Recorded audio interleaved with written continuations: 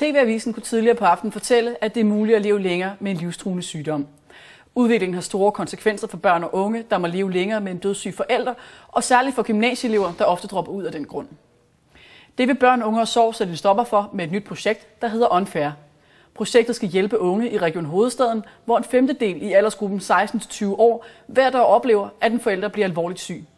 I indslaget møder vi Matt, der dropper ud af gymnasiet, fordi hans mor blev ramt af en livstruende sygdom. Matt Jensen er en af de ca. 4.000 gymnasieelever i Region Hovedstaden, der har en syg forælder. Det har haft store konsekvenser for hans gymnasietid. På det tidspunkt følte jeg mig utrolig socialt akavet. Det vil sige, at jeg kunne ikke finde ud af at lave venner og være med i fællesskab rundt omkring i skolen. Hos Børn, Unge og Sorg er de klar over, hvor hårdt det er at leve med en syg forælder. De iværksætter nu projekt Unfair, der skal gøre studievejledere i stand til at spotte de unges problemer, før de dropper ud. Projekt Unfair indebærer 2 gange 45 minutters professionel rådgivning fra Børn, Unge og Sorg. Derudover 3 fyraftensmøder med studievejlederne på de forskellige gymnasier. Man kan ikke bare overlade det alene til eleverne. Det er simpelthen også et voksenansvar i forhold til at tage hånd om det her. Og det er noget af det, man kan sige, vi meget gerne vil hjælpe til med.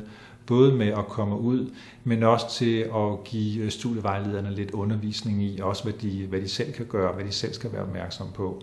Så det også bliver dem, som opsøger de elever, som har syge forældre eller som har mistet forældre. Matt Jensen droppede ud efter blot et halvt år i 1. G. Han savnede, at nogen havde opdaget hans problemer. Jeg savnede, at der var en, der kunne tage fat i mig og opdage, at jeg havde en syg forælder, og jeg havde brug for hjælp. De første henvendelser, vi har taget, der viser det sig, at de er enormt glade for tilbuddet og ser meget frem til, at vi kommer ud. Og det er jo faktisk sådan, at omkring, man kan sige, 20% af gymnasieeleverne kender til det at have alvorlig sygdom eller død inden for nærmeste familie. Avedøre Gymnasium og HF er et af de gymnasier, der skal være med i projekt Unfair. Studievejleder Annike Kjær Hansen er meget positiv. Jeg synes jo, det er et rigtig godt tilbud. Vi vil jo simpelthen så gerne støtte her på Avedøre Gymnasium, men vi kan ikke altid være lige godt klædt på. Og så kommer der sådan en faglig ekspertise, som stiller nogle ressourcer, noget kompetence til rådighed. Det tager vi da imod. Det kræver, at man kan sige, at der er opbakning fra ledelsen, fra rektor i forhold til, at vi kommer ud. Det var ikke et problem for Annike Kjær Hansen at overtale ledelsen på Avedøre Gymnasium, da projektet næsten ikke koster noget. Ja, min overvejelse gik slet ikke på det økonomiske, da Annike hun kom og forelagde mig det her forslag. Fordi jeg ved godt, at det bliver absolut småkroner, det kommer til at handle om. Men mere udelukkende på, hvordan prioriterer vi at bruge arbejdskraften, ikke? Og hvis det her kan være et bidrag til at fastholde nogle i øvrigt gode elever og få dem igennem deres uddannelsesforløb, jamen så skal vi gøre det. Det er faktisk, man kan sige, en meget beskeden investering, og hvor jeg er ret sikker på, at man får et ret stort udbytte. Fordi en worst case, så er det jo, at elever dropper ud, fordi at de simpelthen ikke kan koncentrere sig, fordi de isolerer sig mere og mere fra de jævnaldrende kammerater, fordi de ikke bliver mødt. Det er utroligt tidskrævende, og det er utroligt trættende.